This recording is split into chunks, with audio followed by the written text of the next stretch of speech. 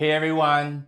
Divorce is never easy, especially when children are involved. The emotional toll on both parents and children can be significant, but one of the most important aspects of ensuring a smooth transition is understanding the legal concepts of custody, care, and control.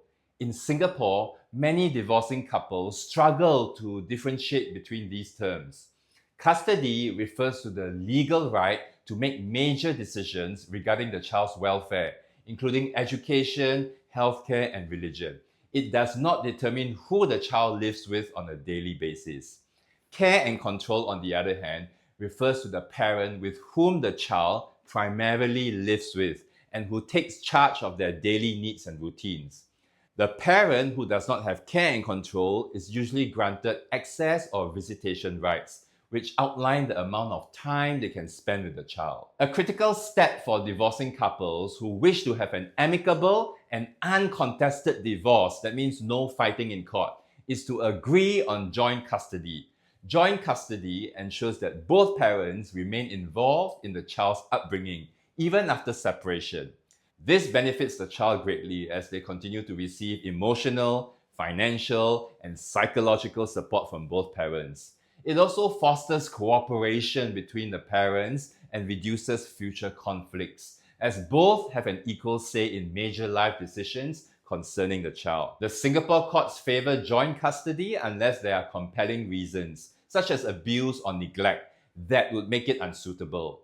By agreeing to joint custody, parents set the foundation for a divorce that prioritizes their child's best interests rather than their own grievances. After agreeing on joint custody, the next issue to discuss is who should have care and control. The parent who has been the primary caregiver during the marriage is often the one awarded care and control. This is typically the mother, but in some cases, fathers who have taken on the role of primary caregiver may also be granted care and control. The court considers factors such as who is more involved in the child's daily routine, who manages the child's school and the child's activities, and the child's own preference if they are mature enough to express it. The parent who does not have care and control is given access rights, which should be structured in a way that allows the child to maintain a strong relationship with both parents. Common access arrangements include weekday dinners, overnight stays on weekends, and even sharing school holidays. A clear and structured access schedule helps provide stability for the child and prevents unnecessary disputes. One of the most challenging aspects of divorce is discussing custody, care, and control in a way that is amicable and non-confrontational. The key is to approach the conversation with a focus on the child's best interests rather than personal grievances.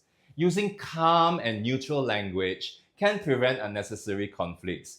Instead of saying, I should get care and control because I've always been the one looking after the child, it helps to frame the statement as, what arrangement would provide the most stability for our child?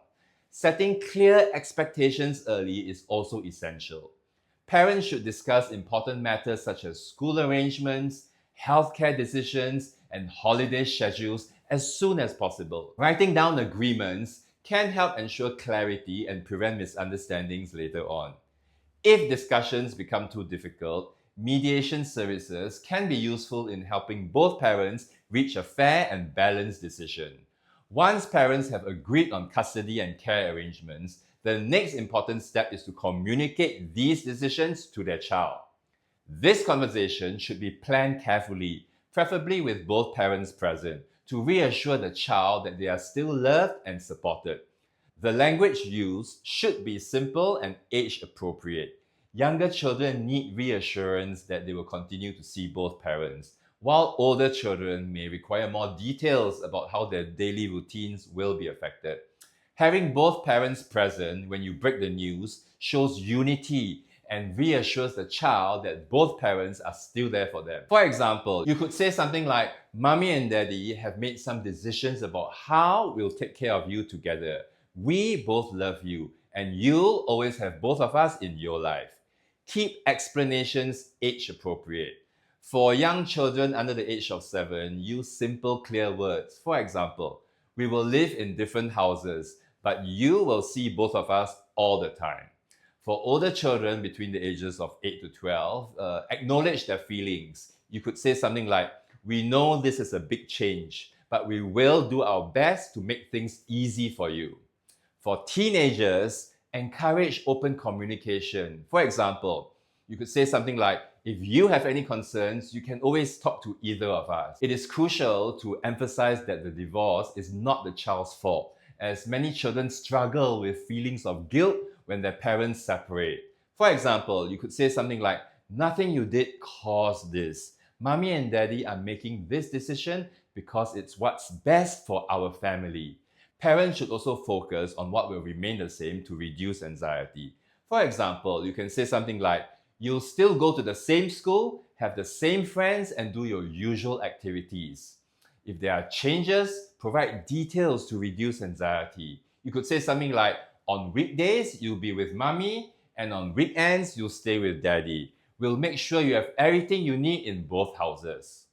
Encouraging the child to express their emotions and to ask questions is equally important.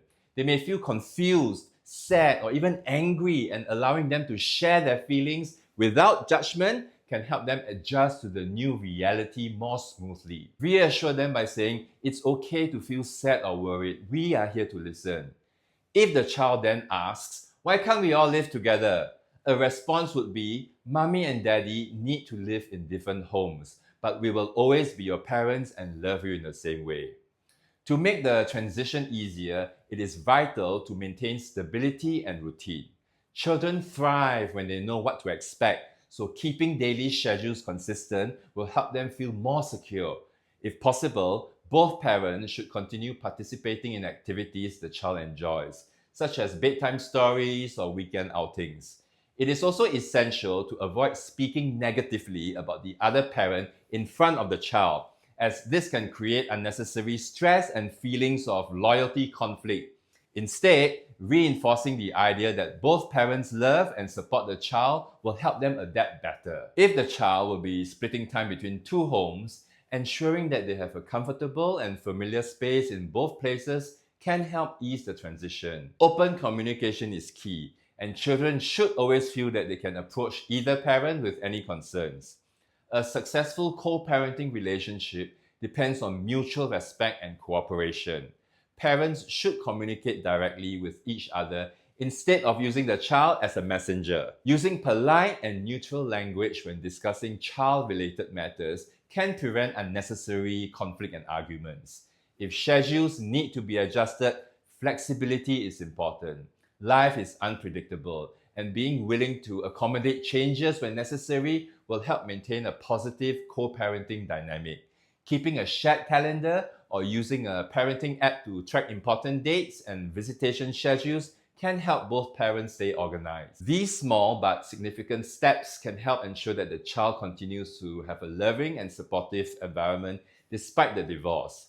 Divorce does not have to mean the destruction of a family. With careful planning and an emphasis on the child's well-being, parents can structure their family dynamics in a way that allows both parents to remain actively involved. By understanding the differences between custody, care, and control, and by prioritizing joint custody and maintaining open and respectful communication, parents can ensure that their child grows up in a stable and nurturing environment. Taking the time to have these discussions amicably and reassuring the child throughout the process will go a long way in minimizing the emotional impact of divorce. Thanks for tuning in today. Don't forget to like, share, and subscribe, and I'll see you in the next video.